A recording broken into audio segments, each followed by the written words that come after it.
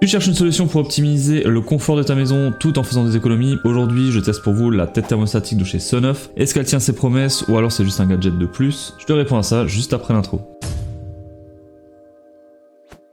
Il s'agit donc du modèle TRV-ZB de chez Sonoff, donc la version Zigbee que l'on trouve aux alentours de 30 € sur Amazon et sur Domadou. Comme toujours, je vous mets le lien dans la description. Les bons points, c'est silencieux, ça fonctionne avec 3 piles AA, donc c'est pas des piles à la con. Et pour l'autonomie, comment dire, je les ai installées cet été, je les ai allumées quand il a commencé à faire froid, et je suis encore à 100%. Donc honnêtement, je pense qu'on va être tranquille sur ce point-là. Parlons du design qui, je trouve, est juste simple et moderne, et le petit plus, c'est qu'on peut, grâce à un bouton, retourner l'affichage et donc la mettre un peu dans tous les sens, comme on veut. Assez parlé, découvrons cette tête au déballage.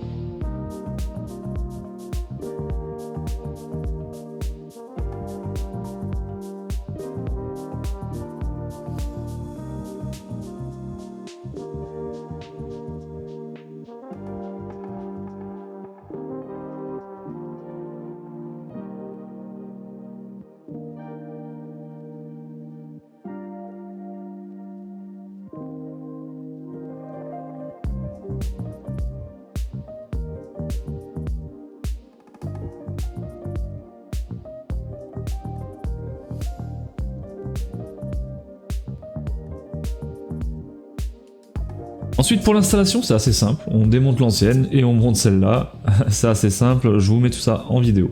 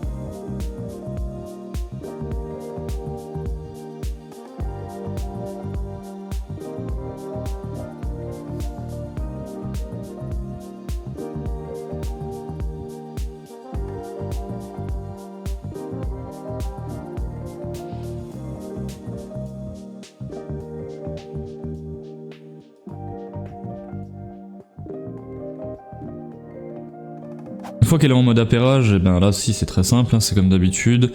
On va dans les paramètres, appareil et services, on va aller dans nos Zigbee et on va faire ajouter un appareil. Et voilà, en fait il le trouve assez facilement. Et donc là du coup on l'a retrouvé, on va mettre du coup thermostat ambre et on va mettre ça dans la chambre tout simplement. On va pas se casser la tête. Voilà, maintenant il est ajouté. Alors qu'est-ce qu'on a sur cet appareil là? Au niveau de la configuration, on peut faire un décalage de température. On peut activer ou non la détection de fenêtres ouvertes, c'est-à-dire si on ouvre la fenêtre, ça se coupe. On a une limite maxi, limite minimale, donc ça c'est pour la consigne en fait, pour mieux régler la limite par rapport à la température de consigne. On peut activer la sécurité enfant, ça c'est pratique quand on a des enfants qui touchent à tout. Et ensuite là ça c'est la température de protection contre le gel, donc là en fait on indique 7 degrés. En dessous de 7 degrés, même si c'est éteint, eh bien ça va quand même chauffer. Au niveau du thermostat, là c'est un thermostat de ce qu'il y a de plus normal, c'est-à-dire on peut régler la température de consigne. On voit que la température actuelle c'est 23 degrés, ouais il fait chaud. On a également ici un mode, donc soit chauffage soit éteint, forcément il n'y a pas de mode froid, c'est pas une clim. Et donc là on peut juste régler la température, qu'on va régler, elle est sur 20 degrés. Et voilà, et là comme je vous ai pas menti, j'ai pas changé les piles, j'ai 100% de batterie tout simplement. Au niveau de la compatibilité, eh bien c'est compatible avec tous les hubs de chez Sonoff, le hub Amazon, et pas mal de hubs Zigbee également. Au niveau de Home Assistant, c'est compatible avec Zigbee Home Assistant et aussi avec Zigbee to MQTT. Au niveau de son fonctionnement, on peut le laisser gérer en automatique, c'est-à-dire on lui donne une température de consigne, il va essayer de la maintenir, et honnêtement c'est plutôt pas mal. Pourquoi je dis qu'elle gère plutôt bien? Là on va voir l'historique d'une de mes sondes là, donc on va faire sur quelques jours. Et donc on voit qu'ici on a la température cible, donc la température de consigne qui est à 21,5 degrés. Et on voit que ça monte jusqu'à 22,5, parfois 23, hein, parfois ça dépasse un petit peu. Et en minimal on est à 20,5. Donc on reste toujours dans une plage de 2 degrés comme ça, 1 degré en dessous, 1 degré au-dessus. Et c'est ça justement qu'on peut régler dans la configuration, c'est le maximum minimum que ça va atteindre. Donc là je trouve que c'est plutôt pas mal. On a ici, on va voir ici, tac, le 12 décembre à midi 12, on était à la minimale. Et donc ça a chauffé jusqu'à midi 51. Plus ou moins, ça a arrêté avant parce que tant que ça arrête de chauffer aussi. Donc là, on a atteint les 22,5 degrés. Et après, on est redescendu. On est allé en dessous de la consigne. On est remonté. On est descendu. On est monté. Voilà. Donc ça fait que des choses comme ça. Donc après, on peut également laisser un chauffage constant. Mais je pense que là, c'est quand même le plus économique, je pense. Après, je sais pas, je suis pas chauffagiste. Hein, mais à vous de me dire d'ailleurs dans les commentaires ce que vous en pensez. Est-ce que c'est un bon système de chauffage comme ça ou pas, de chauffer, couper, chauffer, couper, chauffer, couper, ou alors est-ce que c'est mieux de garder le radiateur à une température plutôt normale pour que la température reste stable? En résumé, elle coûte moins cher que les Danfoss que j'avais avant en Z-Wave et qui géraient très mal les variations de température. Là par contre, j'ai une bonne variation de température, ça gère bien, ça garde une plage de 2 degrés où il fait plus ou moins toujours la même température, et donc ça c'est plutôt agréable. On peut aller plus loin dans la gestion de chauffage et ajouter des sondes de température externes à cette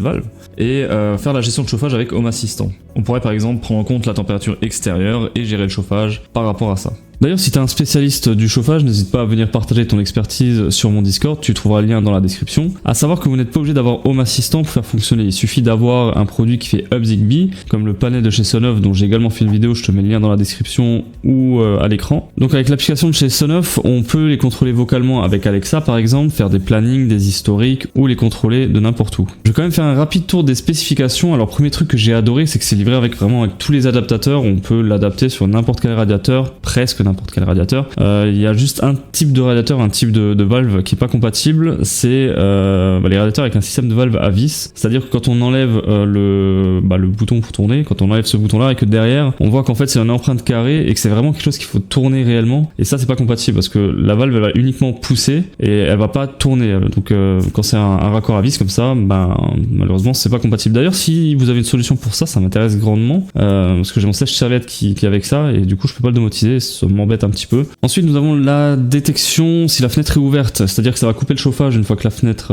est ouverte, ça évite du coup de chauffer l'extérieur. On peut contrôler l'ouverture de la valve directement, c'est-à-dire on peut lui dire d'ouvrir à 50% et de laisser ouvert à 50% sans tenir compte de la température, ou alors on peut faire un mix aussi avec Home Assistant, enfin vous connaissez. On peut faire pas mal de choses. On peut la contrôler aussi manuellement, c'est-à-dire qu'on peut aller directement sur le radiateur et mettre une température, régler la température. On sait que ça devient...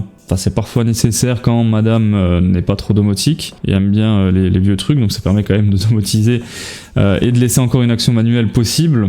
On a la sécurité enfant qui devient obligatoire pour éviter de trouver son enfant congelé ou complètement cuit dans son lit, hein. Je dis ça avec du vécu malheureusement. Ils aiment bien tourner les boutons et puis tu fais pas attention et tu le mets au lit et puis tu le réveilles le lendemain, il est complètement cuit. Voilà. Il fait 30 degrés dans la chambre, c'est génial. On a une protection contre le gel, ce que j'avais pas avec les Danfoss par exemple. C'est compatible avec Matter également. C'est alimenté avec 3 piles AA donc qui nous permettent de tenir quand même assez longtemps. Je pense que ça tient facilement les 2 ans si on le coupe en été. Au niveau des dimensions, on est sur un cylindre de 59 mm et une hauteur de 95 mm à peu près, donc ce qui est largement bon pour la plupart des radiateurs standards. C'est vraiment les petits radiateurs qui sont dans un coin vraiment mal foutus où ça pourra pas passer, donc faites bien attention à ça, ça prend quand même un peu de place. Donc en résumé, j'adore ces valves, elles fonctionnent tout simplement, c'est réactif, ça fait pas de bruit, ça tourne tout simplement, et c'est ce qu'on veut en domotique finalement, c'est que on installe quelque chose, on le règle et ça tourne, on n'a plus besoin d'y toucher. En plus de ça, le prix il est vraiment pas mal, il est à 24 € actuellement sur le site de Sonoff. En plus ils ont des réductions, donc si on en prend plusieurs, on peut avoir jusqu'à 15% de réduction, donc ça permet quand même de s'équiper d'un bon produit rapport qualité-prix. Si t'as aimé cette vidéo, oublie pas de t'abonner, ça me motive à faire encore plus de vidéos. N'hésite pas à commenter, à partager, à rejoindre mon Discord, plus on est de fous, plus on s'entraide. Merci d'avoir regardé cette vidéo jusqu'au bout et à bientôt pour une nouvelle vidéo sur la domotique.